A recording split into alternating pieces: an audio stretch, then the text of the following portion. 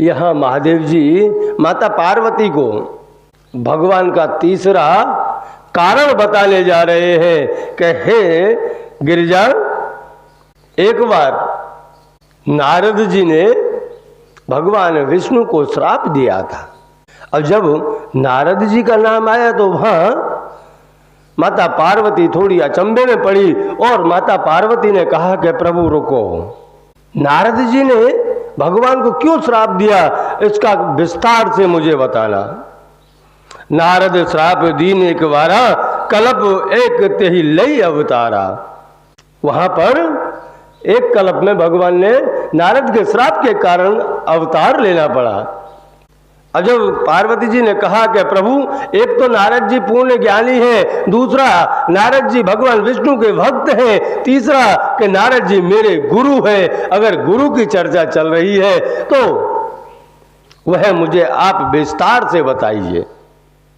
इधर भगवान शंकर कह रहे हैं कि हे देवी, एक बार नारद जी कैलाश की तलहटियों में विचरण कर रहे हैं, वहां पर एक गुफा है, एक आश्रम नजर पड़ा है।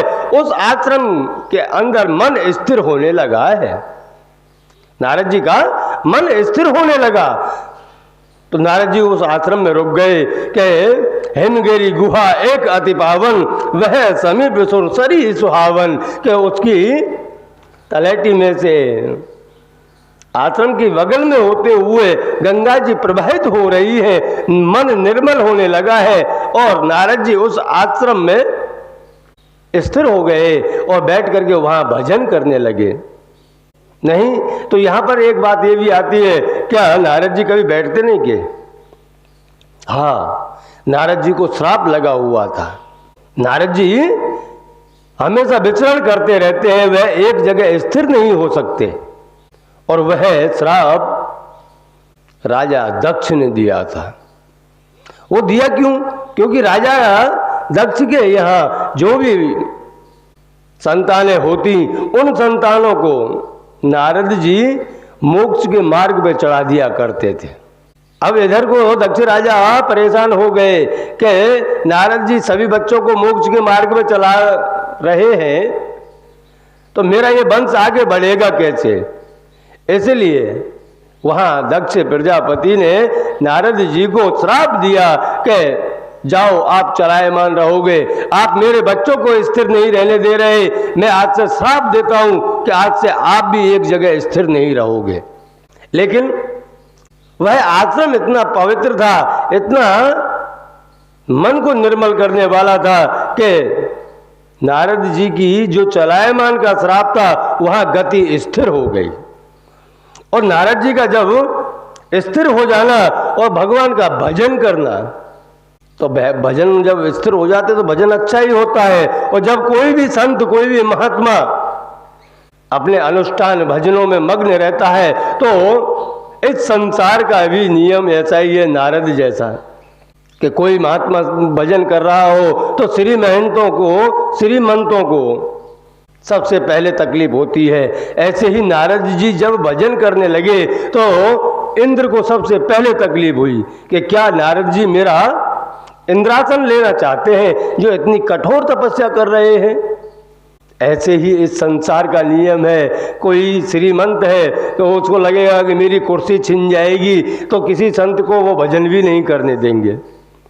इधर इंद्र को जब ऐसा लगा कि नारद जी मेरा सिंहासन लेना चाहते हैं, इंद्रासन को छीनना चाहते हैं, उसको डर लगने लगा, तो इंद्र ने नारद जी की तपस्या को भंग करने के लिए कामदेव को भेजा।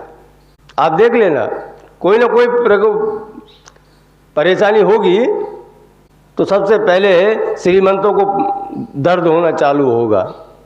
इंद्र को डर लगा और कामदेव को भेजा। वैसे आज के युग में देखा जाए तो इन्हीं लोगों से बचना चाहिए हम सबको।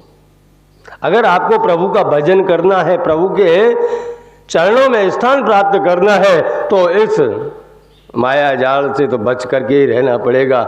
इधर कामदेव अपने सहपाठियों, अपने अनुचरों के साथ में कैलाश की तलहटी में आए हैं और अनेकों प्रकार से नारद जी की तपस्या भंग करना चाह रहे हैं, लेकिन नारद जी की तपस्या भंग नहीं हो रही। वहाँ काम कला कछु नहीं न व्यापी, निज वह डरे मनोभव पावी। जब सारे प्रयत्न करके कामदेव ने देख लिया और नारद जी उससे विचलित नहीं हुए, तो कामदेव डर गया कि एक बार तो महादेव जी ने मुझे भस्म कर दिया, अब मैंने आकर के एक संत का अपमान किया है, शायद जो नारद जी को क्रोध आ गया और ये भी मुझे भस्म कर देंगे तो मैं कहाँ जाऊंगा। अब जब कामदेव डर गया तो नारद जी के पैरों में पड़ गया, और पैरों में पड़ने के बाद नारद जी की जब आंखें खुली, देखा कि कामदेव पैरों में पड़ा हुआ है, और कामदेव जी वहां नारद जी का बखान कर रहे हैं कि आप जैसे संत इस धरती पर, इस पृथ्वी लोक में कहां से मिलेंगे। आपके चरणों में मैं मेरा संपूर्ण समर्पण करता हूं। जब उसने समर्पण का नाम सुना, पर यहां नारद जी ने फिर क्रोध नहीं किया, उसको क्षमा कर दिया कि जाने दो, कि भाई हम तो संत हैं, हम तेरे ऊपर क्रोध क्यों करें। लेकिन यहां पर कहने वाले ज्ञानी पुरुष यह भी कहते हैं कि अगर कोई दुर्गुण है तो वहां दुर्गुण को समाप्त करने के लिए आपको क्रोध करना उचित है। नारद जी ने यहां क्रोध नहीं किया, उसकी मीठी मीठी बातें सुनी और उसे माफ कर दिया। जहां कामदेव कुछ नहीं कर सकता, वहां बखान देव सब कुछ कर सकता है, यह आप ध्यान रखना। कामदेव फेल हो गया, लेकिन बखान देव फेल नहीं हुआ, वह बखान करना चालू कर दिया नारद जी का। और जब नारद जी का बखान शुरू हो गए तो नारद जी तो फूल गए कि हमारे जैसा तो कोई है ही नहीं, क्योंकि कामदेव ने कहा कि प्रभु आप जैसा तो इस संसार में कोई है ही नहीं। मैं एक बार महादेव जी की तपस्या भंग करने गया, महादेव जी की तपस्या तो भंग हो गई, लेकिन उन्होंने मुझे जला करके भस्म कर दिया क्रोध में आकर के, लेकिन आप जैसे संत ने मुझे क्षमा कर दिया, अहो भाग्य है मेरे। अब तो कामदेव जहां जाए वहीं पे नारद जी का बखान करे, वाहवाही करे नारद जी की। फिर पीछे पीछे नारद जी भी तो वहाँ घूम विचरण करने वाले थे, नारद जी भी विचरण करते रहते, जहाँ भी जाते वहाँ उनका बहुत सत्कार होता और उनको कहते कि आप तो महादेव जी को भी ऊपर निकल गए। महादेव जी को तो क्रोध के ऊपर विजय नहीं कर पाए, लेकिन आपने काम के ऊपर और क्रोध के ऊपर, दोनों के ऊपर विजय प्राप्त कर ली। यहाँ से उनके अंदर एक अहंकार का वृक्ष का रोपण हो गया, हृदय में अहंकार आने लगा कि मुझसे बड़ा अब कोई है ही नहीं। मैं तो महादेव जी से भी तपस्या में थोड़ा आगे निकल गया हूँ। महादेव जी ने तो खाली काम के ऊपर विजय प्राप्त किया था, मैंने तो काम के ऊपर भी विजय प्राप्त कर लिया और क्रोध के ऊपर भी विजय प्राप्त कर लिया। ऐसे ही संसार में घूमते रहे। एक दिन घूमते घूमते कैलाश पर जाने गए, महादेव जी को पता चला है कि नारद जी आ रहे हैं। अब जब नारद जी आ रहे हैं यह पता चला तो महादेव जी सामने से उनको लेने के लिए गए हैं। वैसे नियम ऐसा है कि स्वामी को पता चले कि भक्त आ रहा है तो भक्त को लेने के लिए स्वामी नहीं जा सकता, लेकिन आज उल्टा हुआ है, महादेव जी सामने से चल के गए हैं। इधर पार्वती जी पूछ रही है कि स्वामी आप क्यों उनको लेने गए। तब भगवान शंकर ने कहा कि देवी अगर कोई बीमार आदमी है तो बीमार आदमी को थोड़ा सहारे की जरूरत पड़ती है, इसलिए आज नारद बीमार होकर के यहाँ आया है। उसको अहंकार की बीमारी लगी हुई है और कैलाश पर्वत चढ़ के आया है, कहीं गिर ना जाए, इसलिए उसको सहारा देने के लिए मैं सामने चल के गया हूँ। और जब नारद जी पास में आ गए, उनको बिठाया, आसन दिया। आसन देने के बाद में चर्चाएं चली।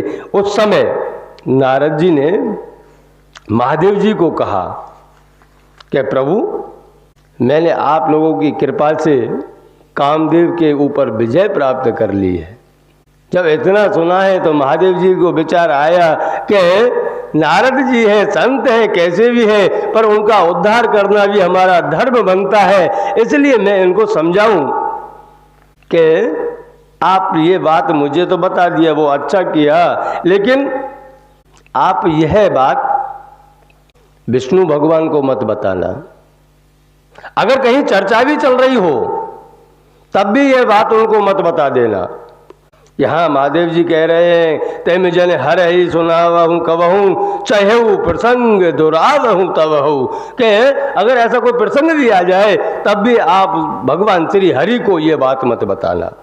अब अभी तक तो खाली अहंकार का ही वृक्षरोपण हुआ था, अब यहाँ से ईर्षा भी जन्म ले रही है। आप देखिए नुकसान कितना होता है हमारा।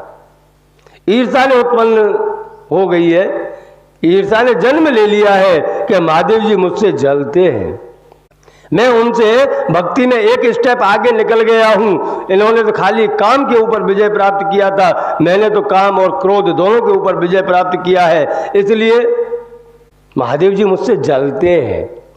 पर वहां से नारद जी निकल गए हैं। यह उपदेश अच्छा नहीं लगा है, क्योंकि सत्य वचन अगर कोई कहने जाए तो आपको अच्छा नहीं लगेगा। शंभु दीन उपदेश हित नहीं नारद ही सुहान। नारद जी को अच्छा नहीं लगा है जो शंभु भगवान शंकर जी ने जो उपदेश दिया हुआ है। यहाँ भारद्वाज जी से याज्ञवल्क्य जी महाराज कह रहे हैं कि हे भारद्वाज जी, आप भी यह सुन लीजिए कि अगर अहंकार उत्पन्न हुआ है तो बाकी के सारे दुर्गुण धीरे धीरे अपने अंदर प्रवेश करना चालू हो जाएगा। एक अहंकार ने उत्पन्न लिया तो ईर्षा जागृत हो गई।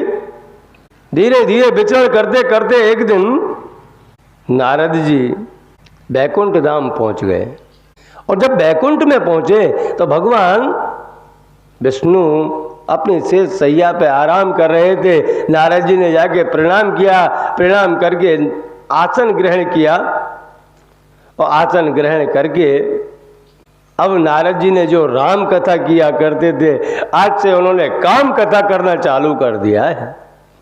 जहां भी जाए बस काम कथा। याद रखना इस शब्द को, बहुत परिवर्तन है। एक कथा आपको मोक्ष के द्वार पर ले जाती है, दूसरी कथा आपको नर्क के द्वार पर लेकर के जाती है। एक राम कथा है जो आपको मोक्ष के द्वार पर लेके जाएगी, दूसरी काम कथा है जो आपको नर्क के द्वार तक लेकर के जाएगी। जब विष्णु भगवान को पता चला कि नारद जी के अंदर अहंकार की बीमारी लगी हुई है, अगर आप किसी डॉक्टर के पास में जाओ, किसी वैद्य के पास में जाओ और उसको पता चल जाए कि मेरा पेशेंट जो आया हुआ है, जो दर्दी आया हुआ है, उसको बीमारी लगी हुई है और मुझे पता है उसका इलाज मैं कर सकता हूं, तो वह उसका इलाज कर ही देता है। ऐसे ही विष्णु भगवान को पता चला है कि नारद जी आज बीमार है और मैं इनका इलाज नहीं करूंगा तो ये मेरी भक्त कैसे कहलाएंगे। इधर सारी चर्चाएं हो गई हैं। नारद जी ने बैकुंठ धाम से प्रस्थान किया है। भगवान विष्णु ने स्वयं विचार करके कि अब नारद जी का यहाँ से इलाज करना जरूरी है, इसलिए भगवान ने स्वयं की माया को प्रकट किया है और माया से कहा है कि तुम एक इतना सुंदर राज्य बनाओ और उस राज्य में जाकर के जो मैं कहता हूँ वह लीला करो। क्योंकि भगवान ने माया को कह दिया कि मुनि कर हित मम कौतुक होयई, क्या एक तो इस संत का कल्याण हो जाए, दूसरा मुझे लीला करने का समय मिल जाए। ऐसा कोई उपाय करते हैं तो माया से ही भगवान ने एक नगर का सर्जन किया है और उस नगर का शील निधि नाम का एक राजा है। विश्व मोहिनी नाम की उस राजा की कन्या माया को बनाया गया है। 17 वर्ष की कन्या है, उसका स्वयंवर रचाया जा रहा है।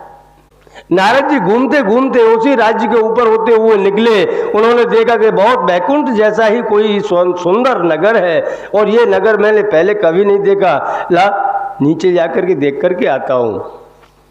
नीचे जाकर के पहुंचे और पहुंच करके उन्होंने विचार किया कि राजा से मुलाकात की जाए, तो राजन से मुलाकात करने के लिए महल में गए हैं। और महल में जाकर के राजा शील निधि ने नारद जी को उचित स्थान दिया है, पूजा सत्कार किया है और अपनी पुत्री को ला करके दिखाया है। यहाँ ज्ञानी पुरुष कहते हैं कि यहाँ शील निधि राजा ने अपनी पुत्री को ला करके दिखाया है, ना कि ये कहा कि जाकर के प्रणाम कर लो। नहीं, आप विचार कीजिए, आपके घर में कभी कोई संत आए तो आप अपने बच्चों को क्या बोलते हो? बेटा संत पधारे हैं, आशीर्वाद ले लो। लेकिन यहाँ शील निधि राजा ने कभी अपनी विश्व मोहिनी पुत्री को कहा नहीं कि तुम आशीर्वाद ले लो, डायरेक्ट दिखाया है। उसका कारण यही है कि अगर जो शील निधि राजा अपनी पुत्री को प्रणाम करने के लिए बोलते, नारद जी आशीर्वाद देते और आशीर्वाद देने के बाद में जो भाव जागृत होना चाहिए वह भाव नारद जी के अंदर उत्पन्न नहीं होते, माया के भाव उत्पन्न नहीं होते। इसलिए शील निधि राजा ने सीधा आकर के अपनी पुत्री को बताया है कि आने दिखाई नारद ही भूपति राजकुमार, आकर के सीधी राजकुमारी को दिखाया है और कहा है कि कहऊ नाथ गुण दोष सब यही के हृदय विचार, कि आप इनके गुण दोष बताइए। एक तो रूपवान, इतनी विश्व मोहिनी इतनी रूपवान थी कि नारद जी देखते ही माया में ग्रसित होने लगे। फिर दूसरा बाण के उनको स्पर्श करने का मौका मिला कि आप उनका हाथ देख करके बताइए कि उनके दोष और गुण क्या हैं। तो यहाँ इच्छाएं जागृत होने लगी हैं नारद जी की, और जब नारद जी की इच्छाएं जागृत होने लगी, उन्होंने राजकुमारी का हाथ देखा है तो उस हाथ में हस्त रेखाओं में लिखा हुआ है कि इनका पति जो भी होगा वह त्रिलोकीनाथ 14 ब्रह्मांड का मालिक बनेगा और वह अजर अमर हो जाएगा। नारद जी ने ऐसे पढ़ा था उसमें, उसको कभी बुढ़ापा ग्रसित नहीं होगा, वह अजर अमर एक ही स्थान पर उसकी उम्र रहेगी, ऐसा उसने उसकी हस्तरेखाओं में देखा। लेकिन वह बातें शील निधि राजा को बताई नहीं, वह मन में ही दबा गए नारद जी। और जब मन में दबा गए तो शील निधि राजा को बताया कि आपकी पुत्री बहुत रूपवान है, गुणवान है, आपकी पुत्री के कारण आपका नाम हो जाएगा, ऐसे गुण है आपकी पुत्री के और आपका पुत्री का भाग्य बहुत सुंदर है। बस इतना कहकर के, क्योंकि एक ही दिन बीच में था, समय ज़्यादा था नहीं, नारद जी तुरंत वहाँ से निकल गए कि शायद इस कन्या के साथ में मेरा विवाह हो जाए तो मैं 14 ब्रह्मांड का मालिक बन जाऊंगा, अजर हो जाऊंगा, अमर हो जाऊंगा। ऐसा विचार करके नारद जी वहां से राजमहल से निकले। लेकिन बैकुंठ तक जाने के लिए समय नहीं है, क्योंकि वहां तक जाएंगे तो यहाँ इसका स्वयंवर हो जाएगा। इसलिए राज्य महल से थोड़ा बाहर निकल के ही नारद जी ने भगवान विष्णु की स्तुति की है। मुश्किल से 2 ही श्लोक बोले होंगे, तब तक तो भगवान प्रकट हो गए, क्योंकि भगवान तो तुरंत तैयार ही बैठे थे कि नारद जी कब मुझे याद करे और कब मैं जाके हाजिर हो जाऊं। अब भगवान प्रसन्न होकर हाजिर हुए। भगवान ने कहा कि नारद जी मांगो, क्या मांगना है। तो नारद जी ने कहा कि प्रभु, जो भी कथा थी नारद जी ने सब सुना दी कि मुझे शादी करनी है, मैं शादी करके ही भजन करूंगा। भगवान शंकर ने भी तो शादी किया है, वह भी शादी करके ही भजन करते हैं। विष्णु ब्रह्मा जी ने भी तो शादी किया है, वह भी तो शादी करके ही भजन करते हैं। मैं भी शादी करूंगा प्रभु। अति आरत कही कथा सुनाई, करजु कृपा करे हो सुहाई। आपन रूप देहु प्रभु मोही, आन बात नहीं पावऊं ओही। नारद जी ने सारी कथा सुनाई है कि राजकुमारी का स्वयंवर है, आप मुझे आपका रूप दे दीजिए और मैं उस स्वयंवर में जाकर के उस कन्या को विवाह लूं। और कोई रास्ता है नहीं प्रभु, इसलिए मैंने आपको याद किया है। इधर विष्णु भगवान ने तथास्तु कहकर के नारद जी को ऐसा लगे कि मुझे भगवान विष्णु का रूप मिल गया है, लेकिन एक बंदर का रूप दिया है, हरि का रूप दिया है। सबको देखने में भयंकर एक बंदर लगे, लेकिन नारद जी स्वयं ऐसे विचार कर रहे हैं कि मुझे विष्णु भगवान का रूप प्राप्त हो चुका है। अब नारद जी वहां पहुंचे हैं जहां स्वयंवर रच रहा है, जहां स्वयंवर के लिए भूमि बनाई गई है। नारद जी वहां पहुंचे हैं कि जहां स्वयंवर भूमि बनाई, गवने तुरंत तहार से आई। इधर नारद जी उस भूमि में आए हैं जहां स्वयंवर हो रहा है और सबसे पहली पंक्ति में आकर के बैठ गए। एक साइड में सबसे पहली पंक्ति में आकर के बैठे हैं। आप एक और विचार कर लेना, जब नारद जी कैलाश पर्वत पर गए हुए थे और वहां काम कथा सुनाई थी ना, तो नारद जी का ध्यान रखने के लिए भगवान शंकर ने उसके पीछे पीछे गुप्तचर भेज दिए थे और उन गुप्तचरों को पूरी लीला की पता थी। जो गण थे महादेव जी के, उनको सारी लीला की पता थी कि नारद जी के साथ में लीला हो रही है, आनंद ले रहे थे। पर नारद जी यहां दिख कैसे रहे हैं सभी को? विश्व मोहिनी जी जयमाल लेकर के आई हैं। एक बार उस पंक्ति में देखा है जहां राजाओं की एक लाइन लगी हुई है, उस पंक्ति में एक बार देखा है, फिर दोबारा उसने उधर को देखा ही नहीं, क्योंकि उसमें नारद जी बैठे हुए हैं। और नारद जी कैसे लग रहे हैं? मरकट वदन भयंकर देही, देखत हृदय क्रोध बहाते ही। माया को वहां क्रोध हुआ है उस रूप को देख करके।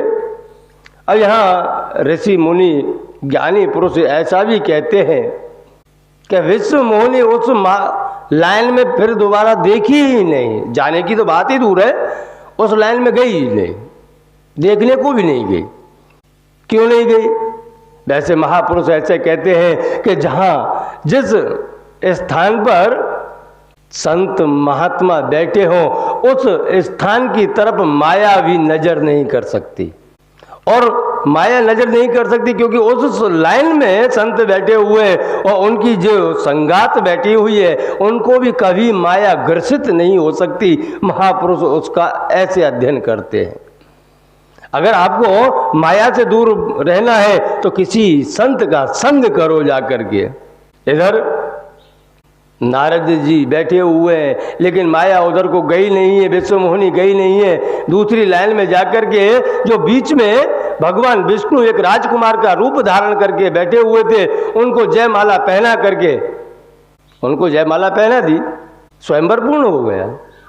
अब इधर भोला भगवान के जो गण थे उन्होंने थोड़ी मस्करी करना चालू किया, हंसी मजाक करना चालू किया। नारद जी से कहा कि आप तो रह गए, आपका तो स्वयंवर हुआ ही नहीं, राजकुमारी तो उधर से निकल गई। अब नारद जी तो विचार में पड़ गए। तब उन गणों ने कहा, क्या आपके घर पे कोई आईना नहीं, कोई शीशा कांच नहीं है? कम से कम अपना चेहरा देख करके आते, जाओ उस सरोवर में जाकर के अपना चेहरा देख लो। और नारद जी ने उस सरोवर के अंदर जब अपना स्वयं का चेहरा देखा तो विष्णु भगवान के ऊपर क्रोध करने लगे। मैंने मांगा था हरि का रूप, स्वयं विष्णु भगवान का रूप मांगा था, मुझे हरि के नाम पर बंदर का रूप दे दिया है। आज मैं विष्णु को नहीं छोड़ूंगा, मेरे साथ में इतना छपल कपट किया है, यहाँ क्रोध आया है। आप देखना, आपके अंदर एक दुर्गुण आएगा ना तो धीरे धीरे करके एक के साथ में 3 दुर्गुण फ्री आ जाएंगे। अगर आपके अंदर कभी अहंकार ने उत्पन्न ले लिया, अहंकार ने जन्म लिया, तो 3 चीजें फ्री आएंगी। अहंकार आया तो मोह भी आएगा, और मोह आया तो आपको क्रोध भी आएगा, अहंकार भी आएगा। एक के साथ में 3 फ्री कैसे मिलेंगी? अहंकार, मोह, क्रोध, काम। ऐसे करके आपके दुर्गुण आते जाते हैं, एक के साथ में 3 फ्री। अब इधर को नारद जी को जब क्रोध आया तो वह बैकुंठ की तरफ दौड़ने लगे कि आज मैं विष्णु को नहीं छोड़ूंगा, आज तो मैं सब पूरा हिसाब ही कर लूंगा। मैं पूरी जिंदगी बार नारायण नारायण करके मैंने निकाल दी, लेकिन उन्होंने मेरे साथ में इतना छल किया। बाहर राज्य से बाहर निकले हैं, वहाँ भी एक सरोवर थी, फिर से नारद ने स्वयं का रूप देखा है, लेकिन वहाँ भगवान ने उनका स्वतः जो रूप था नारद जी का वही दे दिया है, लेकिन क्रोध शांत नहीं हुआ है। नारद जी क्रोध में भागे जा रहे हैं। फरकत अधर कोप मन माही, सपद चले कमला पति पाही। अधर होठ फड़फड़ा रहे हैं, क्रोध में तम आ रहे हैं, नारद जी चले जा रहे हैं कमलापति के यहाँ, विष्णु भगवान के यहाँ जाने के लिए निकले हैं। इतने में ही बगल में होते हुए भगवान विष्णु, माता लक्ष्मी और माया विश्व मोहिनी के साथ में रथ में बैठ करके वहाँ होकर के निकले हैं। लेकिन नारद जी क्रोध में थे, इसलिए उनको पता ही नहीं चला कि विष्णु भगवान बाजू में होकर के, बगल में होकर के निकल गए। इधर विष्णु भगवान को भी पता था कि जो मैं आज इलाज इसका नहीं करूंगा तो फिर वहां तक पहुंचते पहुंचते क्रोध शांत हो गया तो वही की वही लीला रह जाएगी। इससे अच्छा है उन्होंने रथ को वहीं रोका और रथ को वहीं पर रोक करके कहा कि नारद जी कहाँ जाना है, मेरे रथ में जगह है, अगर आपको आना है तो चलो मेरे साथ में, मैं आपको वहां छोड़ दूंगा। जब विष्णु भगवान को देखा कि ये तो रास्ते में ही मिल गए, और जब रास्ते में मिल गए तो क्रोध ज़्यादा अग्नि प्रकट हो गई, क्योंकि क्रोध पे घी डालने का काम भगवान विष्णु ने कर दिया था कि वहीं पे स्वयं नजर पड़ गए। और स्वयं नजर पड़े तो पड़े, लेकिन साथ में जो माया विश्व मोहिनी थी वह भी नजर पड़ गई। तब तो नारद जी से रहा नहीं गया और उन्होंने जो सुनाने लायक था वो सब सुनाना चालू कर दिया। असुर सुरावेश शंकर आप रमा मणि चार, स्वारथि साधक कोटल तुम, सदा कपट व्यवहार। नारद जी यहाँ कह रहे कि आपके ऊपर कोई कहने वाला नहीं है, आप मनमानी करते हो, अपने आगे किसी को कुछ समझते भी नहीं हो। जब समुद्र मंथन हुआ तो उसमें राक्षसों को आपने मदिरा पिला दिया, भगवान शंकर को जाकर के विष पिला दिया और स्वयं ने मणि और रमा यानी लक्ष्मी जी इन दोनों को रख लिया। जो आपको पसंद है आप वही करते हो, आप कपटी हो। जाओ, मैं आपको श्राप देता हूं कि जिस विवाह के कारण मुझे ये स्थिति देखनी पड़ी, जिसके लिए मैं रो रहा हूं, एक दिन आप भी उसी के पीछे रोओगे। आप भी पृथ्वी लोक पे जाकर के अवतार लीजिए, पता चलेगा आपको कैसी दशा होती है। मन में आता है ऐसे ही चल करते रहते हो। इधर जब ज़्यादा कहने लगे तब माता लक्ष्मी जी कह रही हैं कि प्रभु ये बहुत बोल रहा है, अब तो मुझसे भी नहीं सुना जा रहा है, या तो आप कहो या मैं इसको जवाब दूं। तब भगवान ने कहा कि देवी, आज तक मैंने नारद जी के मुख से हमेशा स्तुति और श्लोक ही सुने हैं, आज पहली बार इनके मुख से ऐसे फूल झड़ रहे हैं, मुझे सुनने दीजिए। फिर नारद जी ने जब उनको श्राप दिया कि जब मानव देह धारण करके तुम पृथ्वी लोक में जाओगे, उस समय आपने जो देह मुझे दिया है वही देह आपको काम लगेगी, इसी देह से मैं आपकी सेवा करूंगा। जाओ आप पृथ्वी लोक में मानव देह धारण करोगे। तब जब नारद जी श्राप दे रहे थे, भगवान मन ही मन में तथास्तु तथास्तु कर रहे थे। और जब नारद जी का थोड़ा श्राप देते देते थके, उसी क्षण भगवान ने स्वयं की माया को हटा लिया। ना तो वहाँ रमा है, ना राजकुमारी है, एक ही भी नहीं है, भगवान अकेले हैं। यहाँ तुलसीदास जी कह रहे हैं नहीं तो है रमा ना राजकुमारी, एक भी नहीं है। जब इतना देखा है कि कोई नहीं है तो नारद जी को स्वयं गिलानी होने लगी कि मैंने मेरे इष्ट को श्राप दे दिया है कि मनुष्य देह धारण करके पृथ्वी लोक में जाओ, वहाँ पर मैं सेवा, इसी जो रूप मुझे दिया है वही तुम्हारी सेवा करेगा। तब गिलानी होने लगी, पछतावा होने लगा। तब भगवान से कहा कि प्रभु मेरे सारे श्राप फेल जाएं, मिथ्या जाएं, आप ऐसा कीजिए। लेकिन भगवान ने कहा कि नारद, ये जो कुछ भी हो रहा है वो मेरी ही इच्छा से हो रहा है। आपने जो श्राप दिए हैं वो मेरी इच्छा से ही दिए हैं, मुझे उनकी ज़रूरत थी, इसलिए आप संकोच मत कीजिए। लेकिन आपके अंदर जो अहंकार रूपी एक वृक्ष जन्म लिया था, उस अहंकार को मिटाने के लिए मुझे ये सब करना पड़ा। यहाँ नारद जी आगे बढ़ गए हैं नारायण नारायण करते हुए। फिर